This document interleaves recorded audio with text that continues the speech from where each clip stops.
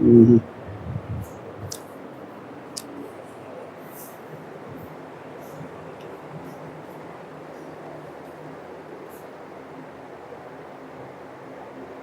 जय हिंद दोस्तों, हम सब समांतर श्रेणी पढ़ रहे थे क्लास 10th के। समांतर श्रेणी में बहुत कुछ चीज़ें हम सब पिछले लेक्चर में सीख चुके हैं।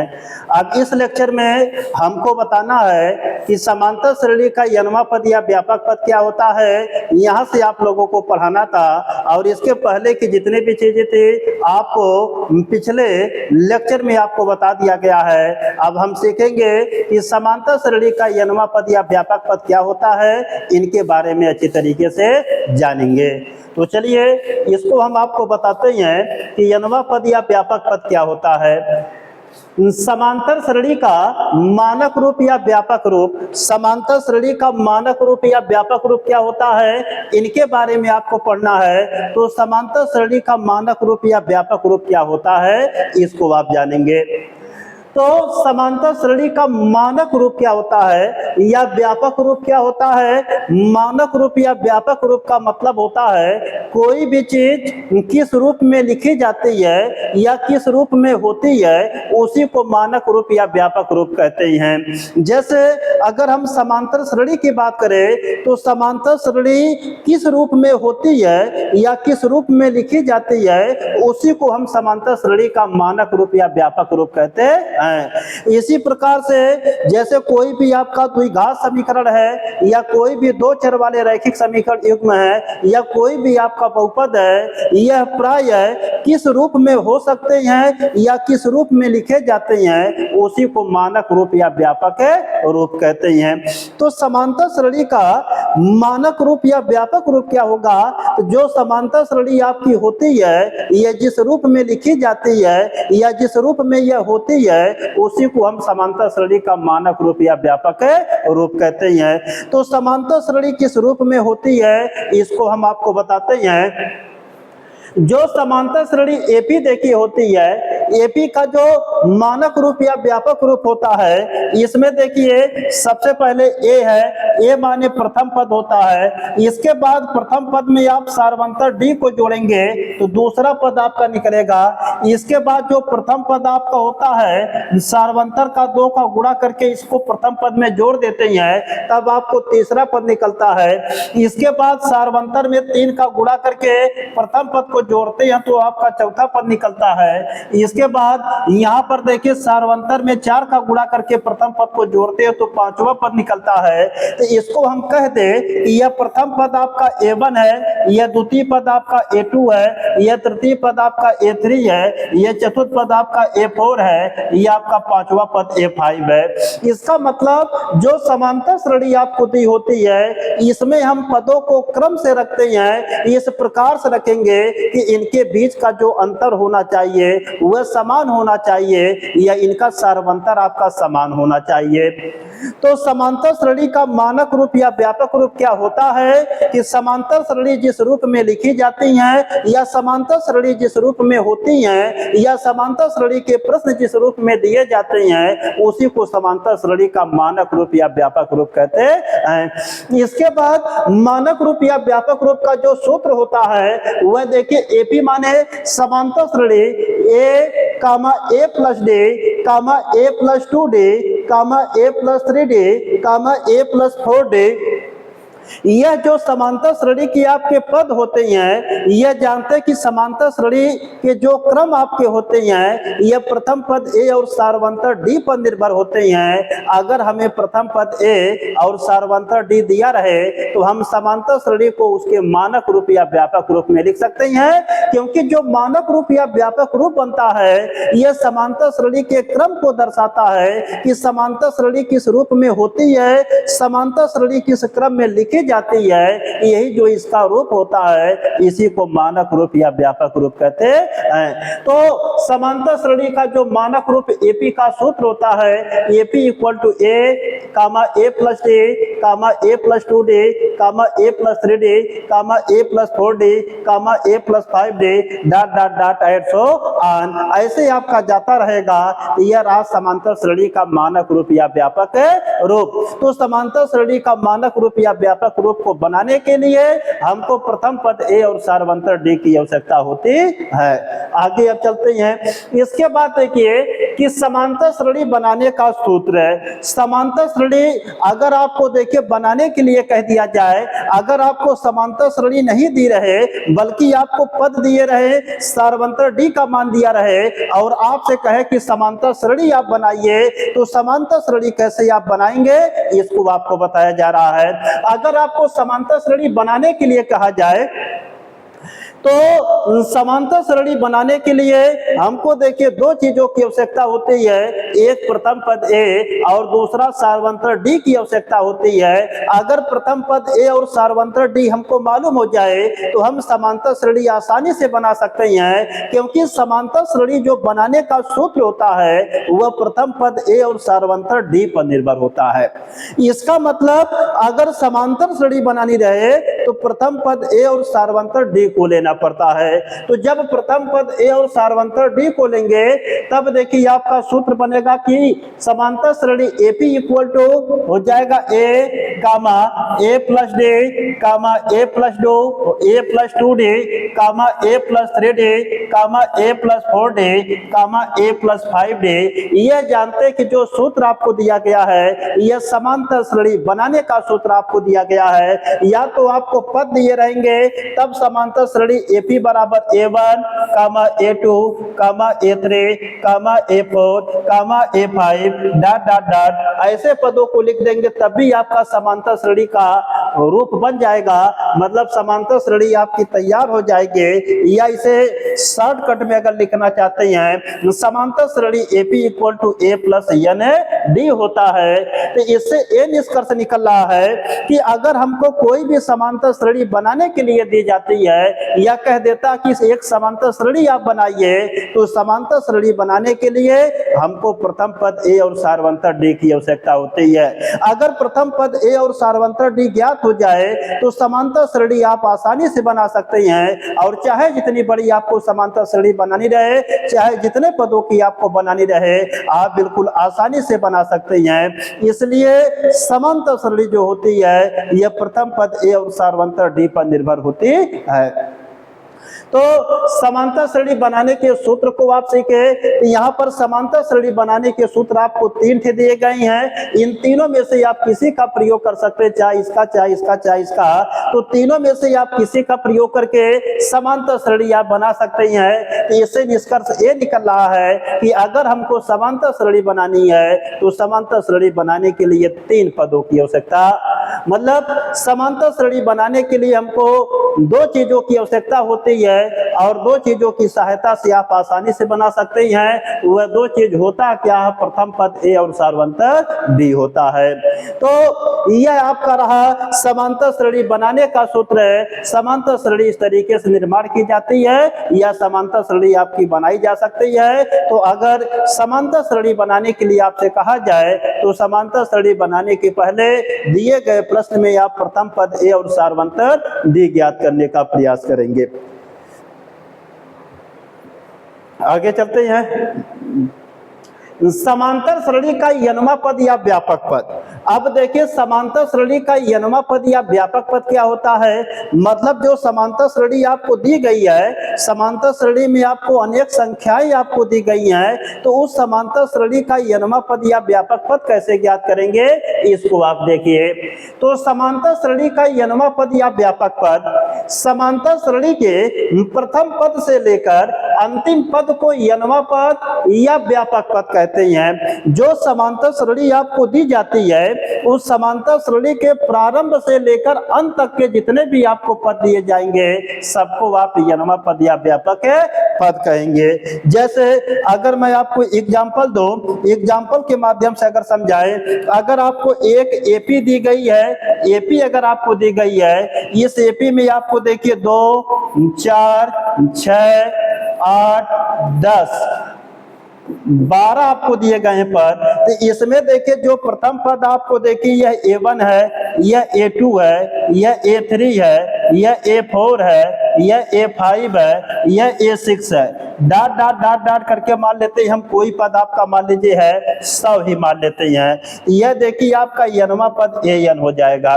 तो इसका मतलब क्या निकला कि समांतर श्रेणी में जो आपका प्रथम पद होता है और समांतर श्रेणी का जो आपका अंतिम पद होता है, तो प्रथम पद से लेकर अंतिम पद तक के जितने भी आपको संख्याएं दी रहती हैं, इन सभी को हम यनवा पद या व्यापक पद कहते हैं। तो समांतर श्रेणी का यनवा पद या व्यापक पद किसे कहते हैं? समांतर श्रेणी में प्रथम पद से लेकर अंतिम पद तक के मानों को या प्रथम पद से लेकर अंतिम पद तक के संख्याओं को हम यनवा पद या व्यापक पद कहते हैं। तो समांतर श्रेणी में जो प्रथम पद दिया रहता है और अंतिम पद दिया रहता है, प्रथम पद से लेकर अंतिम पद तक के जितने भी आपको संख्याएं दी रहती हैं, सबको यनवा पद या व्यापक पद कहते हैं। ये आपका सूत्र है, ये चीजें आपकी हो गई। तो समांतर श्रेणी के प्रथम पद से लेकर अंतिम पद को यनवा पद या व्यापक पद कहते हैं। यह देखिए आपका यहां से लेके यहां तक ये जितने भी आपको पद दिए गए हैं, सबको हम यनवा पद या व्यापक पद कहेंगे। आगे देखिए, इसके बाद हम बात करते हैं यनवा पद या व्यापक पद का प्रतीक क्या होता है, कि जो समांतर श्रेणी का यनवा पद या व्यापक पद होता है, इसका प्रतीक क्या होता है, इसको हम कैसे लिखते हैं? सांकेतिक रूप में अगर देखा जाए तो हम कैसे लिखेंगे? तो समांतर श्रेणी के यनवा पद को AN से तथा व्यापक पद को TN से प्रदर्शित करते हैं। यनवा पद बराबर व्यापक पद, या हम AN इक्वल टू लिखेंगे TN। तो जो समांतर श्रेणी का यनवा पद होता है उसको AN से लिखा जाता है, और जो व्यापक पद होता है उसको TN से लिखा जाता है। तो चाहे यनवा पद कहें चाहे व्यापक पद कहें, यनवा पद को ही व्यापक पद कहते हैं, यनवा पद को AN से, व्यापक पद को हम TN से प्रदर्शित करते हैं। तो AN इक्वल टू आपका TN होता है। अब आगे चलते हैं। इसके बाद यनवा पद या व्यापक पद ज्ञात करने का सूत्र है। आपसे कहेगा यनवा पद ज्ञात कीजिए, आपसे कहेगा 31वां पद ज्ञात कीजिए, आपसे कहेगा 35वां पद ज्ञात कीजिए, आपसे कहेगा 50वां पद ज्ञात कीजिए, आपसे कहेगा 75वां पद ज्ञात कीजिए। तो आपसे जब यनवा पद पूछेगा कि यनवा पद ज्ञात कीजिए, तो यनवा पद ज्ञात करने के लिए हम इस सूत्र का प्रयोग करते हैं। तो अगर आपसे समांतर श्रेणी का यनवा पद ज्ञात करने का सूत्र पूछे, या समांतर श्रेणी का यनवा पद ज्ञात करने के लिए कहे, यनवा पद का मतलब कह देगा 5वां पद ज्ञात कीजिए, 10वां पद ज्ञात कीजिए, 15वां पद ज्ञात कीजिए, 16वां पद ज्ञात कीजिए, 17वां पद ज्ञात कीजिए, 25वां पद ज्ञात कीजिए, 40वां पद ज्ञात कीजिए, 42वां पद ज्ञात कीजिए, 72वां पद ज्ञात कीजिए। तो ऐसे अगर यनवा पद आपसे पूछेगा, यनवा पद ज्ञात करने के लिए आपको सूत्र दिया गया है। AN इक्वल टू होता है A plus N minus 1 into D। यनवा पद या व्यापक पद का सूत्र होता है AN equal to A plus N minus 1 into D। तो या तो इसी को हम TN से लिखते हैं, तो TN इक्वल टू होगा A plus N minus 1 into D। यनवा पद का सूत्र होता है कि AN equal to A plus N minus 1 into D, और TN इक्वल टू होता है A plus N minus 1 into D। जहां देखिए जो A आपको दिया गया है, A आपका प्रथम पद है, इसको हम एम्पलीट्यूड कहते हैं, रिप्रेजेंट बाय स्मॉल a, इसलिए इसे हम स्मॉल a से प्रदर्शित करते हैं। और यहाँ पर स्मॉल d दिया गया है, स्मॉल d माने इसे हम कॉमन डिफरेंस कहते हैं। कॉमन को छोड़ दिया जाता, केवल डिफरेंस को लिया जाता है। डिफरेंस का पहला अक्षर स्मॉल d होता है, इसलिए सार्वंतर को d से प्रदर्शित करते हैं। इसके बाद पदों की संख्या होती है, नंबर ऑफ टर्म्स या नंबर ऑफ एम्पलीट्यूड होते हैं। तो जो n माने पदों की संख्या, तो संख्या आपकी पूछी जा रही है, तो संख्या के लिए n फॉर नंबर आपका हो जाएगा। इसलिए आपके सिंबल है, सिंबल में इनको अंग्रेजी में क्या कहते हैं ये भी आप सीख गए। तो इसका मतलब अगर आपसे n पद पूछेगा या कोई भी पद पूछेगा, तो an बराबर होता है a plus n minus 1 into d, या tn का भी प्रयोग कर सकते हैं, tn equal to a plus n minus 1 into d। तो इस सूत्र का प्रयोग देखिए सबसे ज्यादा होता है। तो क्लास 10th में जो आपको समांतर श्रेणी दी गई है, इस समांतर श्रेणी में आपको लगभग इस सूत्र से एकाक को प्रश्नावली पूरा खत्म हो जाएंगे।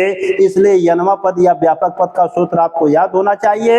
n वां पद या व्यापक पद को an से लिखा जाता है, an equal to a plus n minus 1 into d होता है।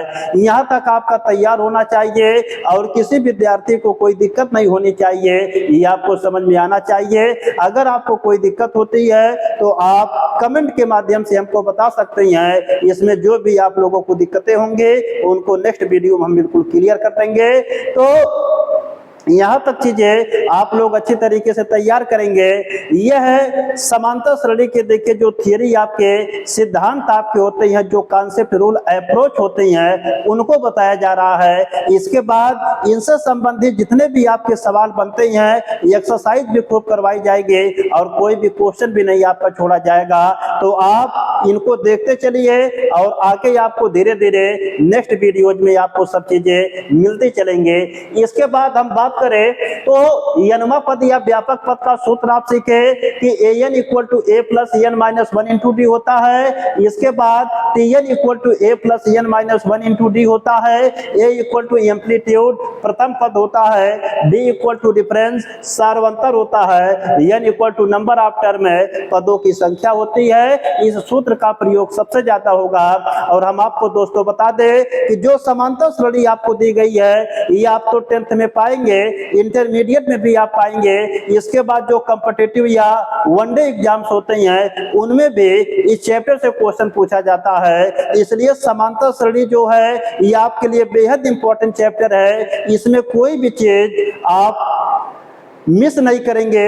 बिल्कुल एक एक टॉपिक, एक एक पॉइंट, एक एक हेडिंग पर बिल्कुल अच्छी तरीके से आप समझेंगे, ध्यान देंगे, ताकि आपको सवाल में कोई भी दिक्कत ना हो। तो इनके सवाल आपको आगे भी काम करेंगे, अनेक जगहों पर काम करेंगे, इसलिए इनको बेहतरीन तरीके से आप तैयार कीजिएगा। तो अब हम आगे चलते हैं, आपको बताते हैं। अब कुछ नोट वाली चीजें हैं, इनको जानिए। तो n वां पद या व्यापक पद को अंतिम पद भी कहते हैं। तो जो n वां पद या व्यापक पद होता है इनको अंतिम पद भी कहते हैं, जिसे स्मॉल l से प्रदर्शित करते हैं। तो an equal to tn equal to l या an बराबर tn बराबर l, और तीनों का सूत्र एक निकल के आएगा आपका a plus n minus 1 into D. तो इसका मतलब जो अंतिम पद l होता है, जो n वां पद आपका an होता है, जो व्यापक पद आपको tn होता है, इन तीनों का मतलब सेम होता है, एक ही ये तीनों चीजें होती हैं। और इनको ज्ञात करने का सूत्र भी एक ही होता है, a plus n minus 1 into D.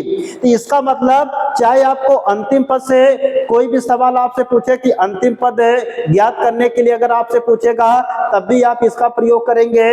तो आपसे कहेगा या तो n वां पद ज्ञात कीजिए, तब भी आप इसका प्रयोग करेंगे। तो इसका मतलब n वां पद या व्यापक पद को अंतिम पद भी कहते हैं, जिसे l से प्रदर्शित करते हैं। तो an equal to tn equal to l, तो an equal to tn equal to l, ये तीनों चीजें एक ही हैं। तो इन तीनों चीजों का एक सूत्र निकल के आता है a plus n minus 1 into D.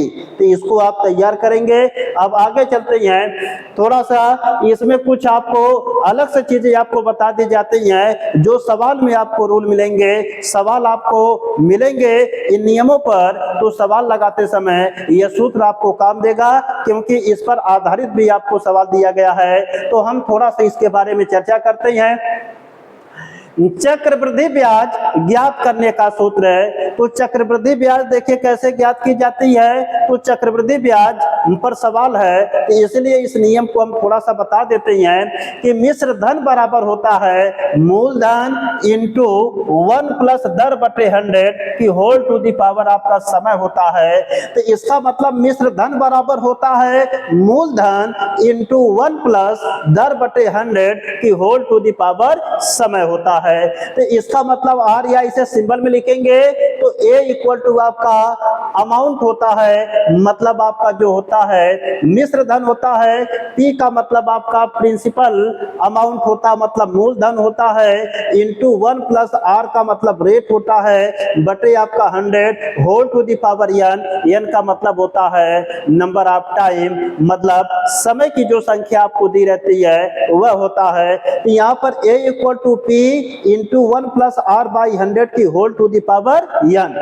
a equal to p into 1 plus r by 100 की whole to the power n। ये जो फार्मूला आपको दिया गया है, इस फार्मूले पर भी एक क्वेश्चन आपको मिल जाएगा, तो इसलिए इस सूत्र को भी आप तैयार करेंगे, इस सूत्र का हम प्रयोग करेंगे प्रश्न को लगाते समय। जहां पर देखिए a क्या होता है, a फार आपका अमाउंट होता, अमाउंट माने मिश्र धन होता है, p का मतलब प्रिंसिपल होता, प्रिंसिपल का मतलब मूलधन आपका होता है। इसके बाद r, r का मतलब रेट होता, रेट माने दर, और n माने नंबर ऑफ टाइम, मतलब समय की संख्या, मतलब समय आपकी होती है। तो इस सूत्र को आप ध्यान रखेंगे, इसका प्रयोग हम सवाल लगाते समय करेंगे।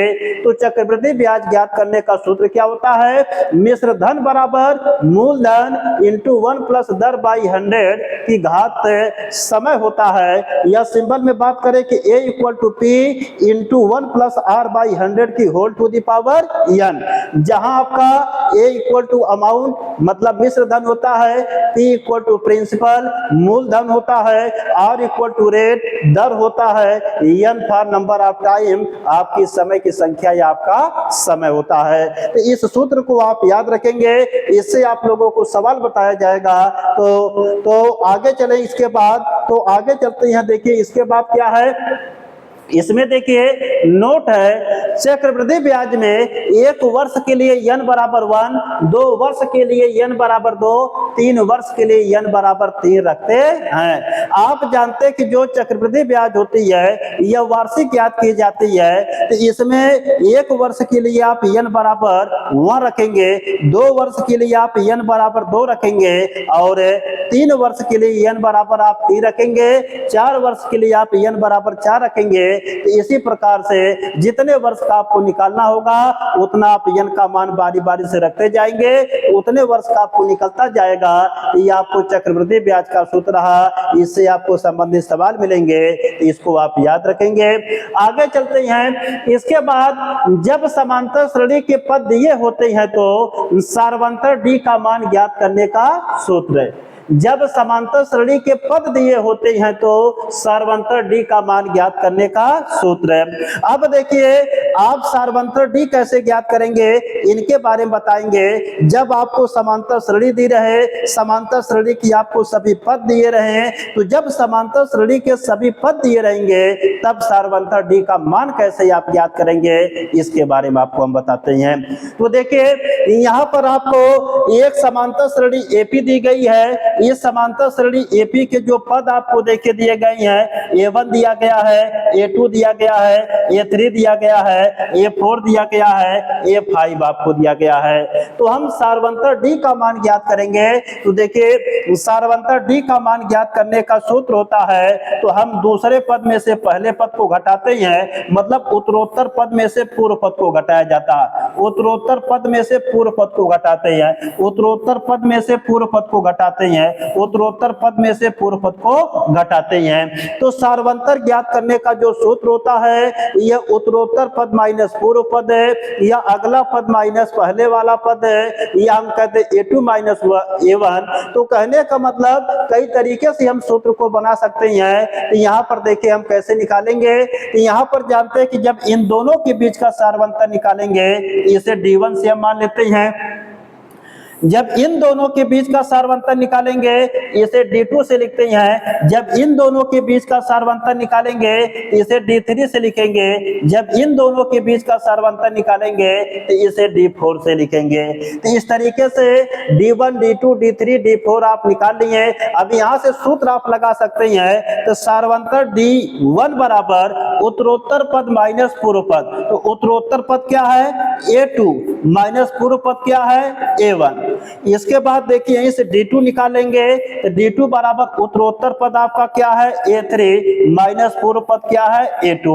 इसके बाद यहीं से D3 निकालेंगे। तो D3 इक्वल टू आपका देखिए उत्तरोत्तर पद क्या है, A4 माइनस आपका पूर्व पद क्या है, A2, और मान निकालते हैं। इसके बाद यहीं से देखिए आप D4 निकालेंगे।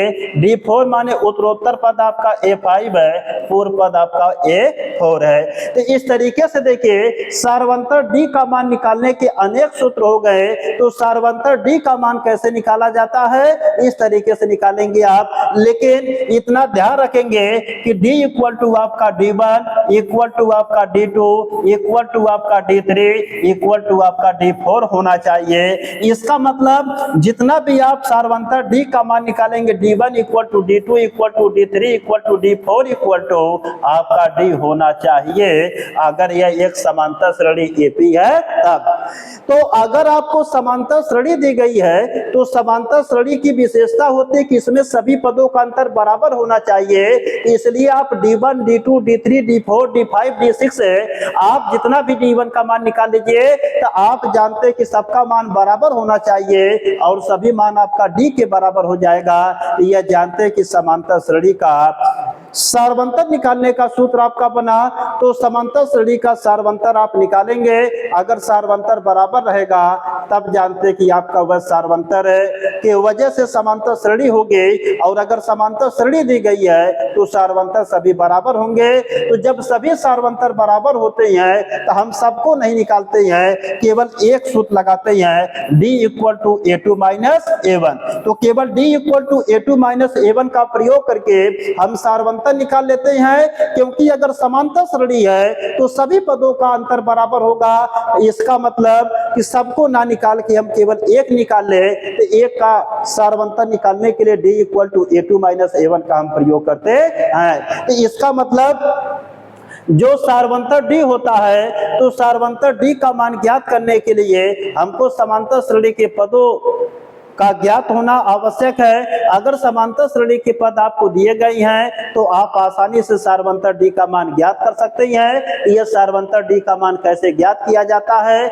इनको आपको बताया गया है। अब इसके बाद अगली हेडिंग आपको देखी है कि प्रथम पद A और सार्वंतर D ज्ञात करने का नियम। प्रथम पद A और सार्वंतर D ज्ञात करने का नियम। अब जैसे कोई भी समांतर श्रेणी आपको दी रहे उसका प्रथम पद ही गायब कर दिया जाए और आपको सार्वंतर D भी गायब कर दिया जाए, बाकी अलग अलग और पद आपको दे दिए जाएंगे, तब ऐसे इसमें क्या करेंगे कि आपका प्रथम पद A और सार्वंतर D ज्ञात हो जाएगा। जब ऐसे प्रश्न आपको दिए जाएंगे कि जब ऐसे प्रश्न आपको दिए जाएंगे प्रथम पद A और जो सार्वंतर D ही आपको ना दिया रहे, तो जब प्रथम पद A और सार्वंतर D ज्ञात करना रहे और आपको प्रथम पद A और सार्वंतर D निकालने के लिए आप जानते हैं कि क्या करेंगे कि ऐसे प्रश्न में कि जब आपको प्रथम पद A और सार्वंतर D नहीं दिया रहेगा तो इसमें इनको ज्ञात करने के लिए अन्य कोई दो मान दिए रहेंगे। तो जो अन्य दो मान दिए रहेंगे उन्हीं दोनों मानों का आप सूत्र लगा के समीकरण बना लीजिएगा और जब उस समीकरण को हल कर देंगे तो इसके बाद आपको प्रथम पद A और सार्वंतर D आसानी से ज्ञात हो जाएगा। तो इसका मतलब क्या हुआ कि जब आपको प्रथम पद A और सार्वंतर D नहीं दिया रहे तो इसको कैसे ज्ञात करेंगे। जैसे हम एक आपको समांतर श्रेणी बना देते हैं, यह पद गायब कर देते हैं, दूसरा पद भी हम गायब कर देते हैं, यह कितना नहीं मालूम, तीसरा पद हम मान लेते हैं 9 है। इसके बाद हम मान लेते हैं कि यह जो आपका चौथा पद दिया गया है यह मान लीजिए नहीं मालूम हमको है। पांचवा पद हम मान लेते हैं यह 15 आपको दिया गया। अब देखिए क्या है कि यह एक आपको समांतर श्रेणी दी गई है लेकिन इसका प्रथम पद भी नहीं ज्ञात है, द्वितीय पद भी नहीं ज्ञात है। तो जब प्रथम पद नहीं ज्ञात है, द्वितीय पद नहीं ज्ञात है, तो इसका हम सार्वंतर भी नहीं ज्ञात कर पाएंगे क्योंकि यहां से भी सार्वंतर नहीं निकल पाएगा, ना तो यहां से सार्वंतर निकल पाएगा, ना तो यहां से निकल पाएगा, ना तो यहां से निकल पाएगा और प्रथम पद भी नहीं आपको दिया गया है। तो ऐसे जब आपको प्रश्न दिए जाते हैं तब देखिए प्रथम पद A और सार्वंतर D ज्ञात करने का नियम।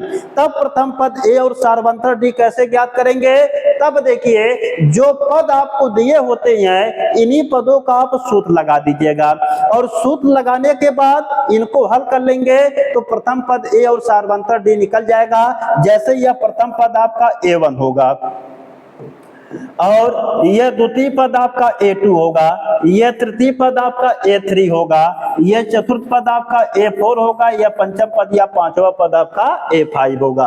तो जो पद आपको दिए हैं उन्हीं को आप प्रथम पद A और सार्वंतर D में तोड़ दीजिए। तो यहाँ पर देखिए हमको दिया गया कि A3 इक्वल टू आपको 9 दिया गया है, तो A3 को लिख सकते हैं A plus 2D equal to 9। इसे लेटेस्ट इक्वेशन नंबर फर्स्ट, इसे हम समीकरण नंबर 1 मान लेंगे। यहाँ पर देखिए आपको दिया कि A5 इक्वल टू आपको 15 दिया है, इसे लिख सकते हैं A plus 4D equal to 15 लिख सकते हैं लेटेस्ट इक्वेशन नंबर सेकंड, इसे समीकरण नंबर 2 मान लेंगे। अब देखिए इन्हीं दोनों समीकरणों को आप हल कर देंगे तो प्रथम पद A और सार्वंतर D ज्ञात हो जाएगा। जब इन दोनों समीकरणों को आप हल करेंगे, जब इन दोनों समीकरणों को आप हल करेंगे, देखिए इन दोनों समीकरणों को आप हल करिए, तो जब हल करेंगे देखिए तो आपको मिल गया A plus 2D equal to 9, यहां से मिल गया आपको A plus 4D equal to 50। अब जानते हैं कि इनको घटा दीजिए, माइनस माइनस माइनस, यहाँ घटाने पर आप लिख सकते हैं घटाने पर। और जब देखिए इनको आप घटा देंगे भाई इससे कट जाएगा, माइनस 4D में से 2D जाएगा तो माइनस 2D इक्वल टू, भाई देखिए 15 में से आपका 9 जाएगा तो इसके बाद आपका माइनस 6 होगा। भाई देखिए आपका माइनस माइनस से कटेगा, 2 3 जा आपका 6 होगा, तो D will be equal to कितना हो जाएगा 3। इसका मतलब D की वैल्यू आपको सार्वंतर D इक्वल टू 3 निकल गया। इस D की वैल्यू कहीं पर आप पुट कर दीजिए, इसमें हम रख देते हैं। जब इसमें रखेंगे तो A प्लस 2 इंटू D का मान 3 इक्वल टू 9, तो A प्लस आपका 3 दूना 6 बराबर 9 के, तो A इक्वल टू आप 9 माइनस 6 इक्वल टू कितना हो जाएगा 3 के। तो इसका मतलब प्रथम पद कितना आ गया 3 आ गया, यह प्रथम पद 3 आ गया, सार्वंतर D आ गया। तो चलिए प्रथम पद यहाँ पर हम 3 रखे, सार्वंतर आपका D 3 आ गया, 3 में 3 जोड़ेंगे 6, 3 9 3, इसके बाद देखिए 3 3 6, 3 9 3 चौके 12 और 3 5 15। ये देखिए आपका समांतर श्रेणी क्या होती है कि कंप्लीट हो जाती है। तो मैं आपको नियम क्या बताया हूं कि जब आपको प्रथम पद A और सार्वंतर D दोनों ना दिया हो और उनको हम ज्ञात भी नहीं कर सकते हैं कि माने डायरेक्टली आप सीधे सीधे नहीं निकाल पाएंगे, तो ऐसी स्थिति में क्या होता है कि उस समांतर श्रेणी में आपको दो कोई न कोई आपको पद देगा, तो जो पद आपको देगा उन्हीं पदों का प्रथम पद A और सार्वंतर D में सूत्र लगा दीजिएगा। इस तरीके से आपका दो समीकरण बन जाएगा। उन दोनों समीकरणों को हल करके A और D का मान ज्ञात कर लेंगे और जैसे ही आपको प्रथम पद A और सार्वंतर D निकल जाएगा तो समांतर श्रेणी में कुछ भी आपको निकालना होगा तो आप निकाल सकते हैं। इसके बाद जो पद आपको नहीं दिया रहेगा उन पदों को भी आप निकाल सकते हैं, इसलिए इसको आप ध्यान देंगे। यह समांतर श्रेणी के प्रथम पद A और सार्वंतर D कैसे निकलते हैं इनको आपको बताया गया है। तो ऐसे आपको प्रश्न मिलेंगे, तो प्रश्न में भी आपको सिखाया जाएगा, लेकिन हम आपको नियम बता रहे थे तो नियम के दौरान सोचे हम आपको बता दें ताकि सवाल में आपको कोई दिक्कत ना हो। तो हम आगे चलते हैं। इसके बाद आपको देखिए इसमें जो पदों की संख्या n होती है इसकी कुछ विशेषता होती है। तो जो n होती है माने पदों की संख्या n होती है तो इनकी कुछ विशेषता होती है, उन विशेषताओं के बारे में हम जानेंगे। तो समांतर श्रेणी में जो पदों की संख्या n होती है इसकी देखिए विशेषता क्या होती है। नंबर 1 पहली विशेषता है कि n का मान हमेशा धनात्मक एवं पूर्णांक होता है। तो जो समांतर श्रेणी में पदों की संख्या n होती है n का मान हमेशा धनात्मक एवं पूर्णांक होगा, इसको आप ध्यान देंगे। तो समांतर श्रेणी में पदों की संख्या n का मान क्या होगा, हमेशा धनात्मक एवं पूर्णांक होना चाहिए। अगर समांतर श्रेणी में पदों की संख्या n का मान धनात्मक एवं पूर्णांक में नहीं आया है तो वह जानते कि n का मान क्या होता है, गलत होता है। तब उस n के मान पर कोई संख्या नहीं हो सकती, कोई पद आपका नहीं हो सकता है, इसको आप ध्यान देंगे। तो सबसे पहली विशेषता क्या निकली, पदों की संख्या n की विशेषता में पहली विशेषता है कि n का मान हमेशा धनात्मक एवं पूर्णांक होता है तो जो पदों की संख्या n होती है यह हमेशा आपको धनात्मक एवं पूर्णांक में होना चाहिए, यह हमेशा धनात्मक एवं पूर्णांक में होता है। और दूसरी विशेषता है, अगर इसका मान दशमलव या भिन्नात्मक में आता है तो यह अग्राही होता है।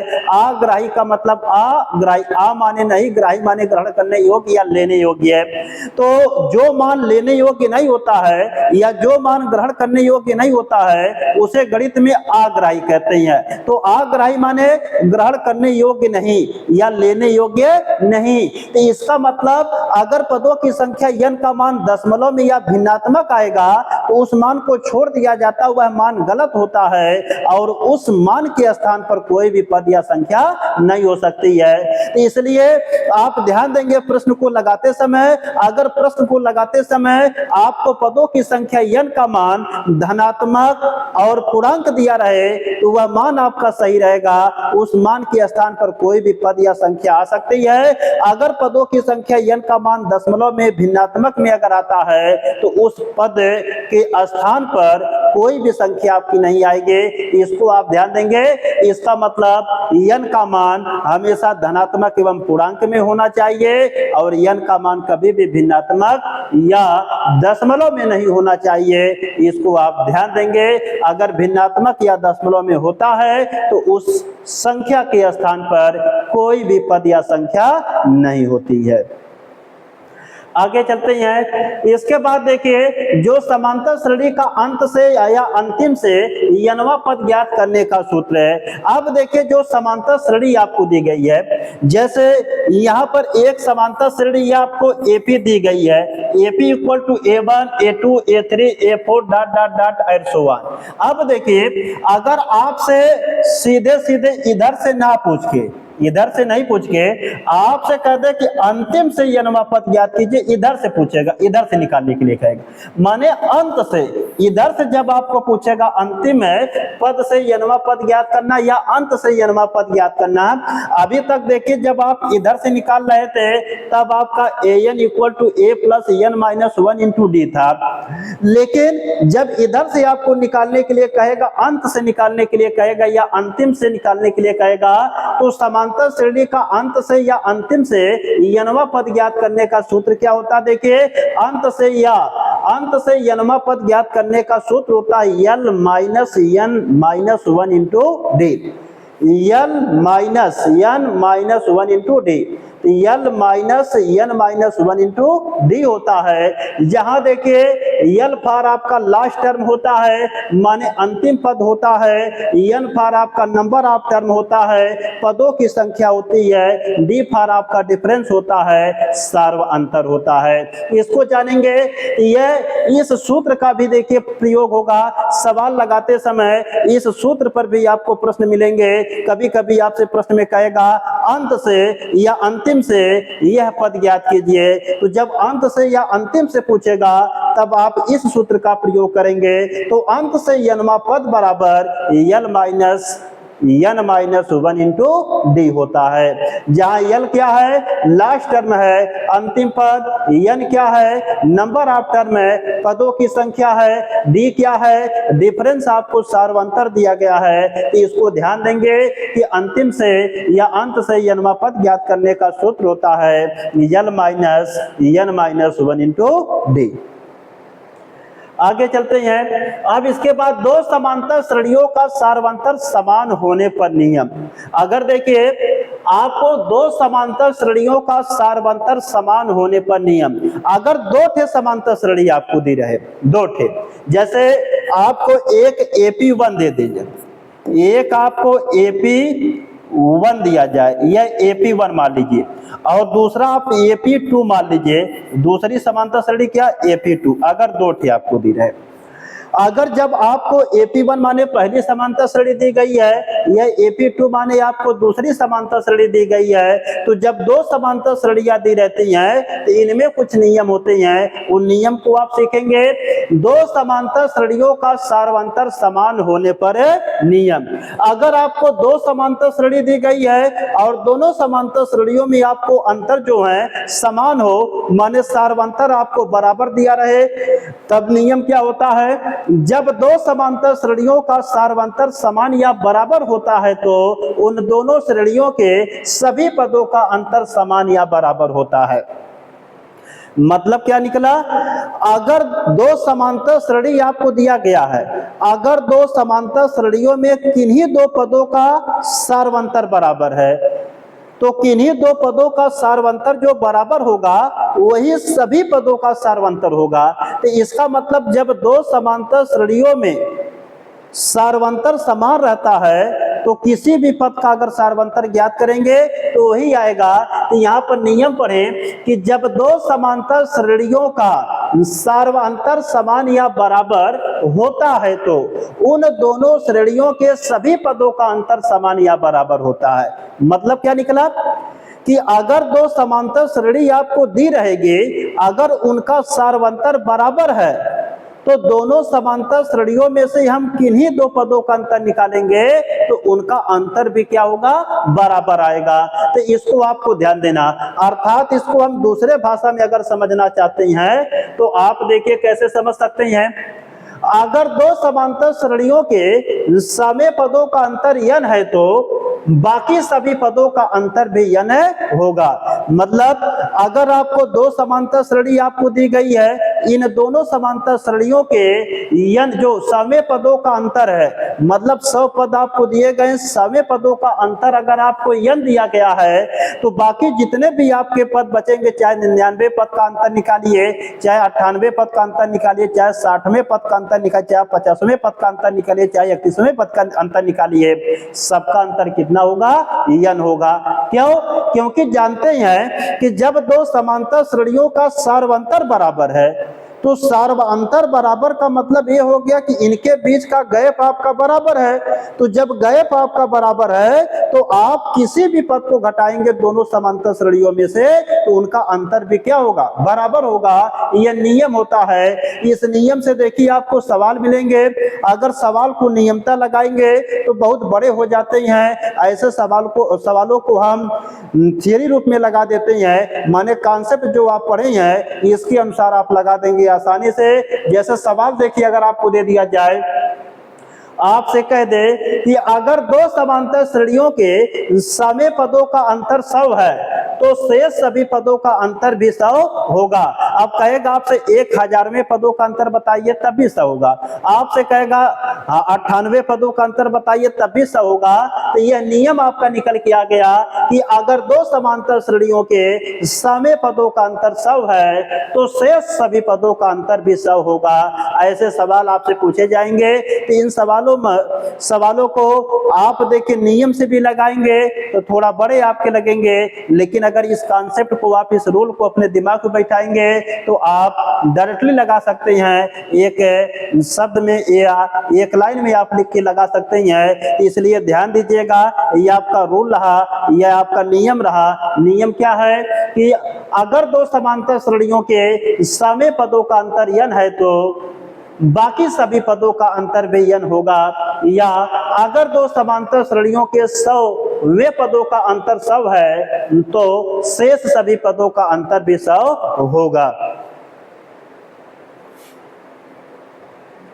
जैसे एग्जाम्पल के माध्यम से हम आपको बताएं, जैसे एक समांतर श्रेणी आपको दी गई है। जैसे देखिए एक समांतर श्रेणी आपको दी गई है 5, 10, 15, 20, 25 डॉट डॉट करके आपको दी गई है।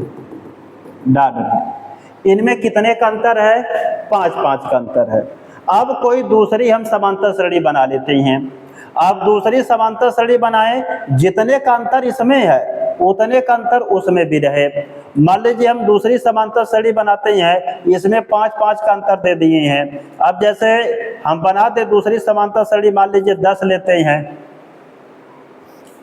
मान लीजिए 2 लेते हैं। अब 5-5 का अंतर है तो 2, 5, 7। इसके बाद मान लीजिए 7, 5, 12। इसके बाद 12, 5 आप जोड़ेंगे, आगे जोड़ते चलेंगे ऐसे तो आपका हो जाएगा आपका 17। और 17 में आप जोड़ेंगे, इसके बाद फिर आप 5 जोड़िए तो हो जाएगा आपका 22, 22 में फिर 5 आप जोड़िए तो हो जाएगा आपका, जानते हैं कि 27। ऐसे आपका डार्डर करते लेके चलते हैं। अच्छा देखिए, इनमें आपका अंतर कितने का है?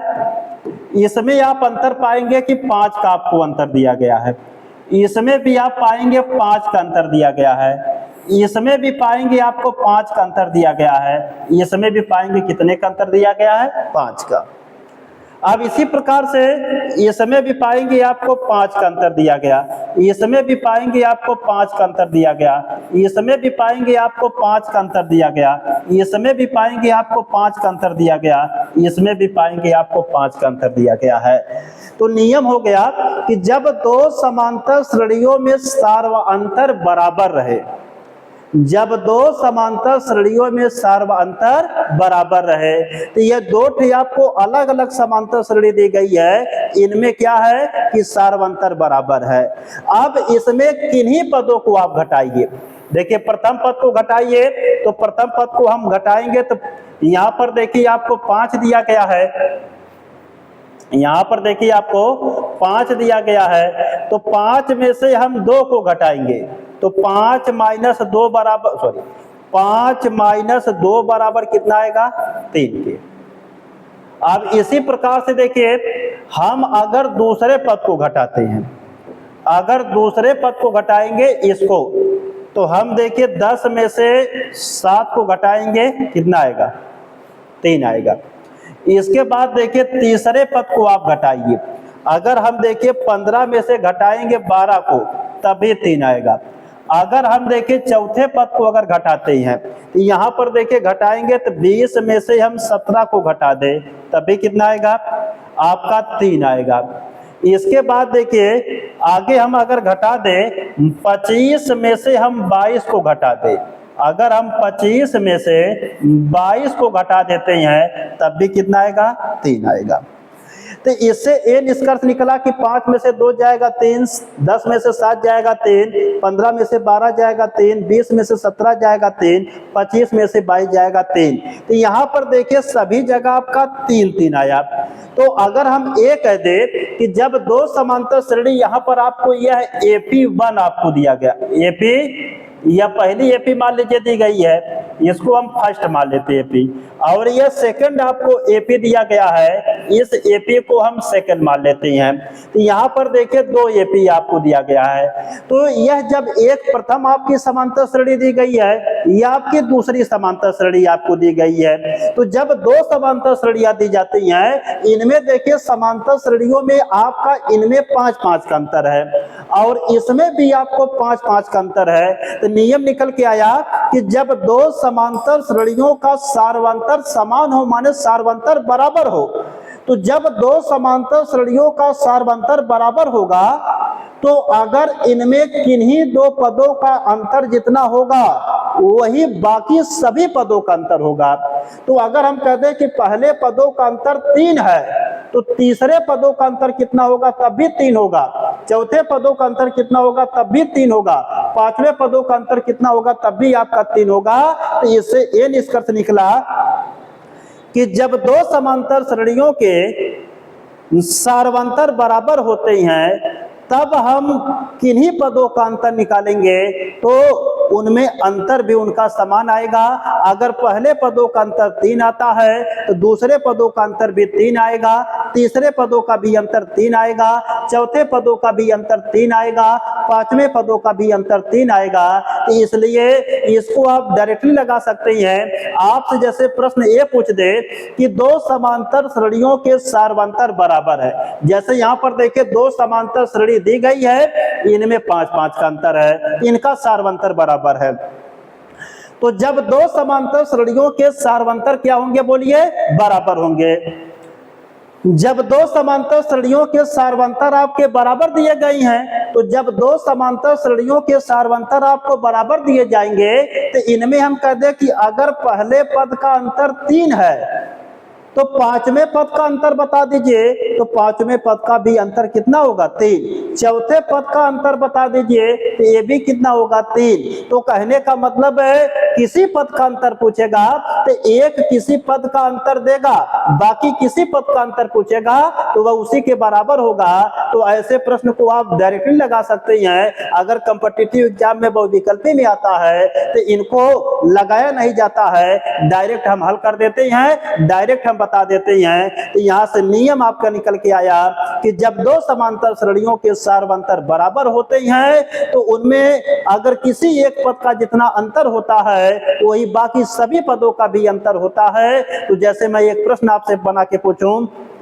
कि यदि दो समांतर श्रेणियों का सार्वंतर समान है, मान लीजिए हम कह दिए कि सार्वंतर 5 है, यदि उनमें प्रथम पदों का अंतर 3 है तो दूसरे पदों का अंतर बताइए, 3 होगा। तीसरे पदों का अंतर बताइए, 3 होगा। चौथे पदों का अंतर बताइए, 3 होगा। जो आपके सामने एग्जाम्पल दिया गया है, इस एग्जाम्पल के माध्यम से आप आसानी से समझ सकते हैं कि यहाँ से निष्कर्ष या नियम यह निकल के आया कि जब दो समांतर श्रेणियों में सार्वंतर बराबर होते हैं तो उनमें सभी पदों के अंतर भी बराबर होते हैं। तो एक का अंतर आपको दिया रहेगा, बाकी किसी का पूछेगा तो उसी के बराबर होता है। तो जब दो समांतर श्रेणियों के सार्वंतर बराबर होते हैं, यदि पहले पदों का अंतर 3 है तो बाकी पदों का अंतर भी 3 होगा। यदि पहले पदों का अंतर 4 है तो बाकी पदों का अंतर भी 4 होगा।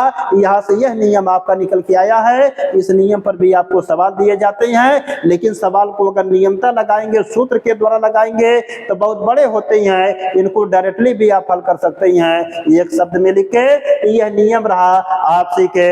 इसके बाद आगे हम चलते हैं, आपको बताते हैं समांतर श्रेणी के n पदों का योगफल। अब समांतर श्रेणी अगर दी गई है तो समांतर श्रेणी के n पदों का योगफल कैसे ज्ञात करेंगे या समांतर श्रेणी के पदों को कैसे आप जोड़ेंगे, इनके बारे में आपको बताया जाएगा। तो समांतर श्रेणी के n पदों का योगफल कैसे ज्ञात किया जाता है, कैसे ज्ञात करते हैं, इनको आप सीखेंगे। तो जो समांतर श्रेणी आपको दी जाती है तो समांतर श्रेणी में कुछ पदों को आपको दे दिया जाएगा, कहेगा आप इनका योगफल ज्ञात कीजिए। तो समांतर श्रेणी का योगफल कैसे ज्ञात किया जाता है, इनको हम नेक्स्ट लेक्चर में सीखेंगे, नेक्स्ट वीडियो में सीखेंगे। तो आज जितनी भी चीजें आपको बताई गई हैं, यह सब चीजें आपको अच्छी तरीके से समझ में आ गई होंगे। अगर दोस्तों कोई भी चीज आपको दिक्कत करती है तो आप कमेंट के माध्यम से हमको बता सकते हैं, हम आपको अच्छी तरीके से इसको नेक्स्ट वीडियो में क्लियर करेंगे। तो आज के लिए इतना ही, और अगली वीडियो आपकी होगी कि समांतर श्रेणी के n पदों का योगफल कैसे ज्ञात किया जाता है, यहाँ से आगे आपको हम बताएंगे। तो okay class, happy nice day to all of you.